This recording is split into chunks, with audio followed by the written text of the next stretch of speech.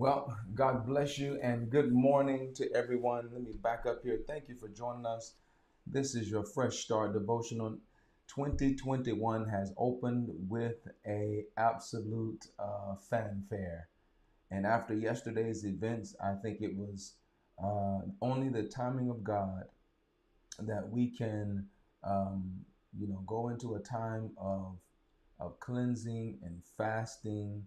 And so we had already said that we would give ourselves to the Lord for 14 days in starting in January. I want to say hello to everyone that's joining. God bless you.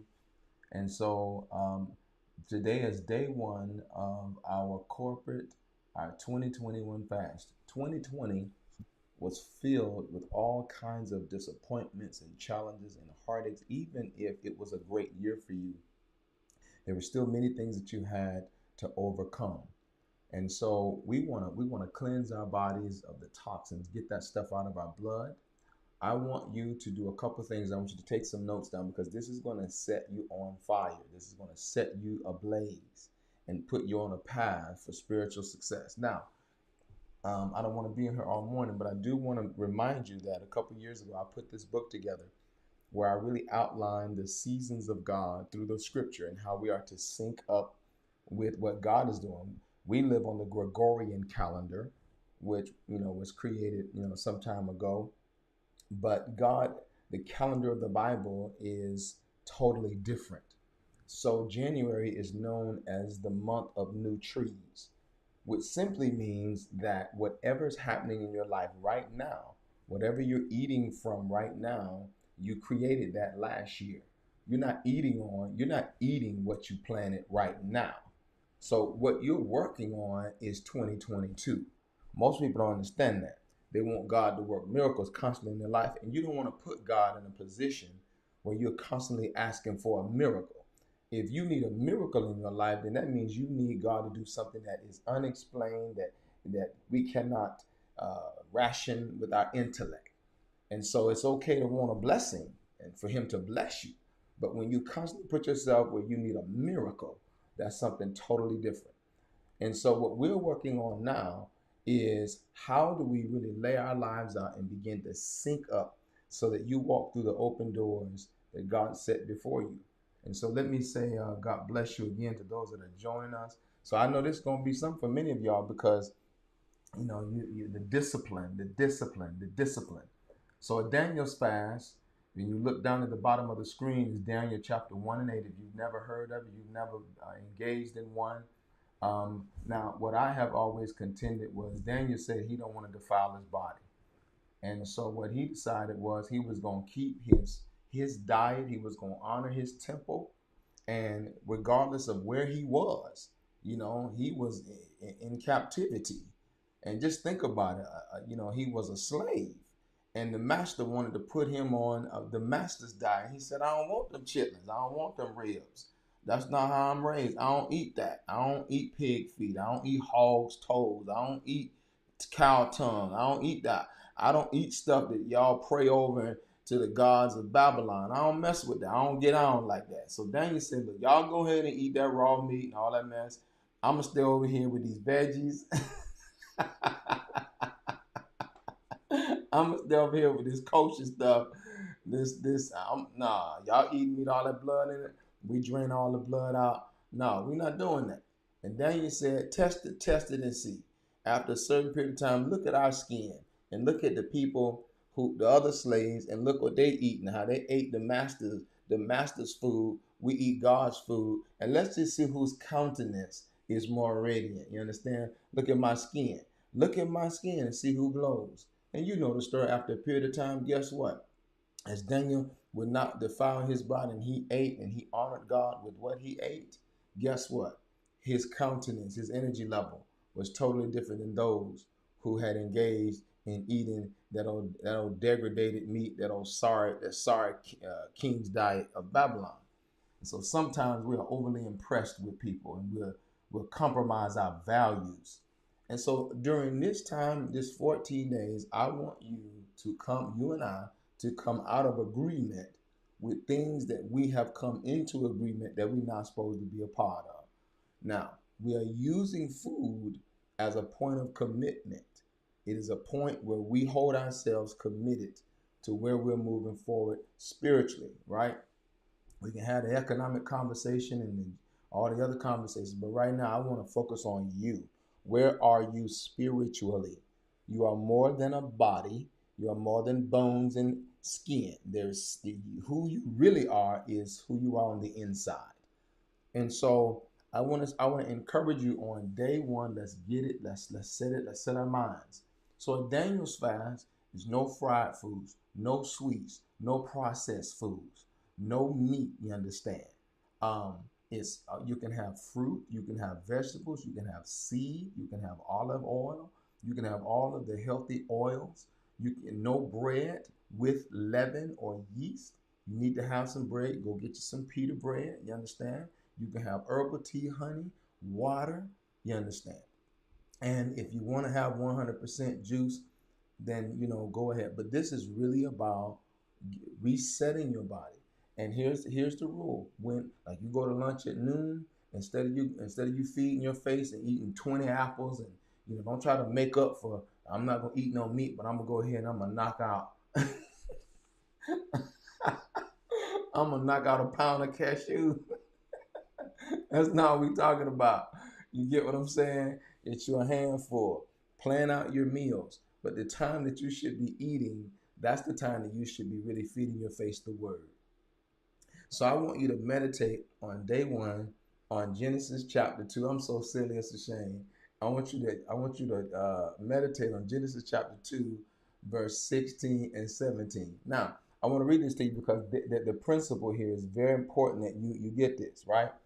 I want you to get this. I'm going to read this. Genesis chapter 2, verse 16 and 17. Now the Lord commanded that the man, he commanded the man, you are free to eat from any tree in the garden. But verse 17, he says, but you must not eat from the tree of the knowledge of good and evil, for when you eat from it, you will surely die.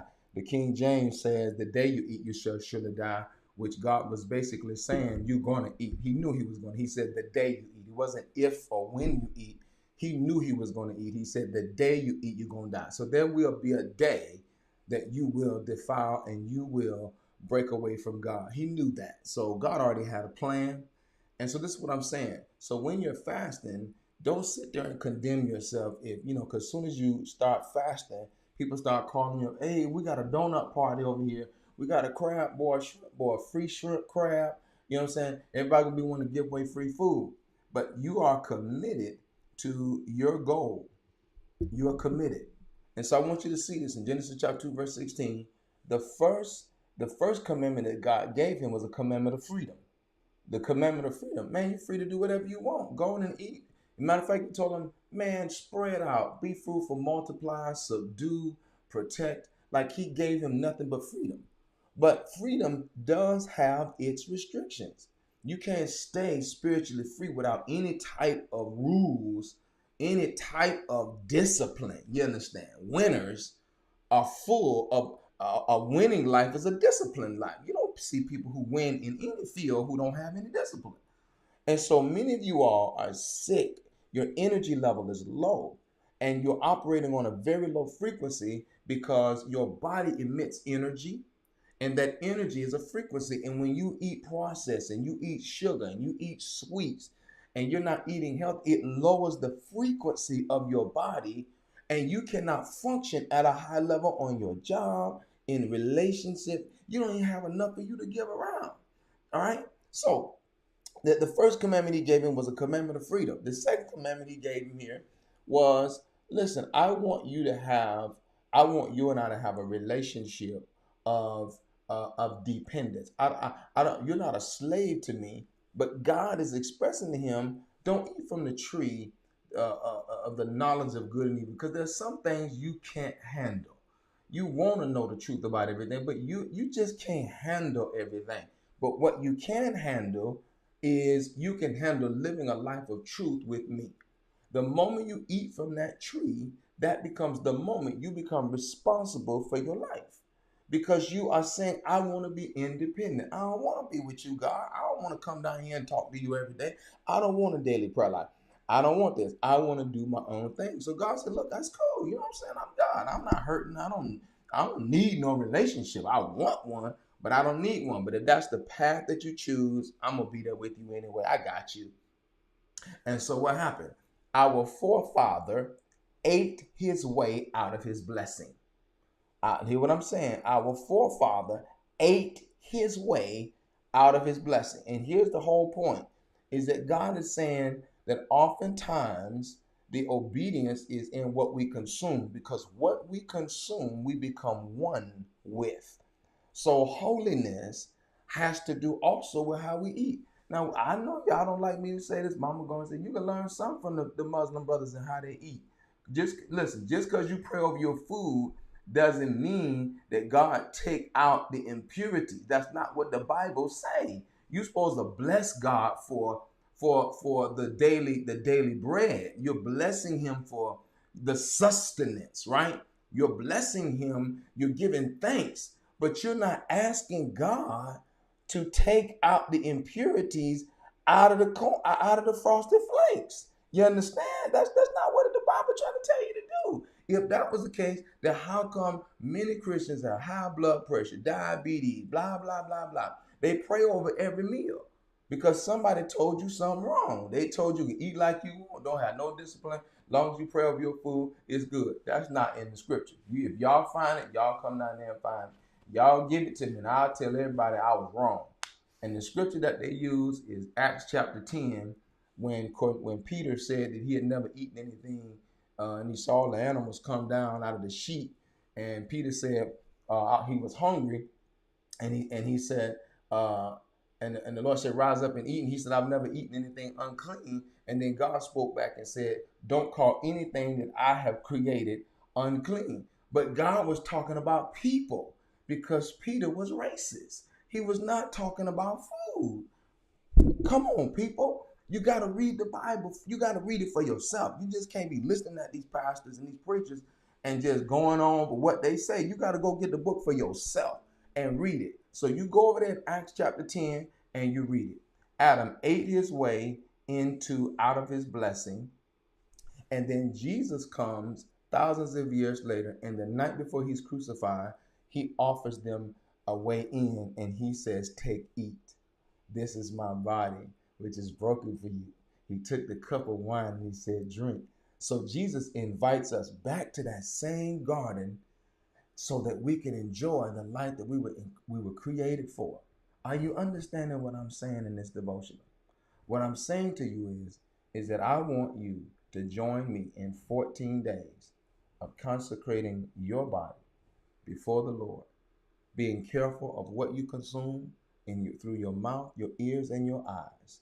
You're going to have to turn the television off, change the music that you listen to, hit reset. One of my boys said that this is the year to reboot. Like 2020 was the reboot year, where we got to get the viruses off our hard drive, and we got to get all that stuff off so that we can operate and do the things that we need to do. Now, if you've got questions, put those in that comment section. If you're watching me on YouTube, put them in the comment section. I'll answer them.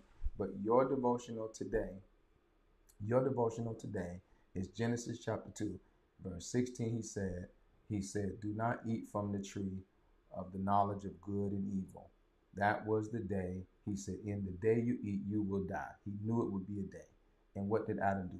He ate. So I'm inviting you now back to a place of dependence where we come back to God over the next 14 days and we're intentional. Now, when you fast, it lowers the voice of the flesh in your life. For the first 3 days, it'll be the hardest because your body, you're used to pampering yourself. Some of y'all are snackers. Some of y'all are big lunch eaters. Some of y'all are big dinner eaters. Some of y'all are just big eaters, period. You understand? And then some of you all are pinchers. You pinch all day. You don't never really eat. You just pinch. You pinch. So we got all different kind of habits. What I'm proposing to you is to put us back on a more holistic scale so that we can get rid of all the toxins. So you get up in the morning, you set your schedule, know what your schedule is, spend time meditating in silence, reading your word and prayer, and then eat intentional, eat an amount. And then you bless and you give thanks for that. And let your body reset. Listen, I want to thank you for joining me today. You check that Genesis chapter 2, verse 16 out. It's crazy. It's absolutely crazy when you look at what our forefather, the commandment to stay in the blessed life was in his appetite. And sometimes we develop an appetite for good things that are bad for us. You didn't hear what I just said. Sometimes we develop an appetite for good things that are bad for us. You understand? He didn't say that the tree was bad. He just told them don't eat from it. And what happens is we overanalyze when we look at it, and you know what I'm saying? Well, ain't nothing wrong with it. You know what I mean? I'm looking at it, and that's what Eve did. She said it's one to be desired. And what could possibly be wrong with something that feels so good? You understand? If anything feel this good, I don't want to be wrong. But that's not how it works. There are some things that are good, but it's bad for you. It's not the best for you. So I want you to spend time with God, resetting your life so that you can be blessed. And let's operate at a very high level this year. And let's not get caught up with the riffraff of like what they did yesterday, scaling the wall and busting through. That was nothing but to try to get everybody your attention refocused and move your focus. Don't let them do that to you this year. Stay focused. God's got a plan and a goal for your life. I'll see you soon.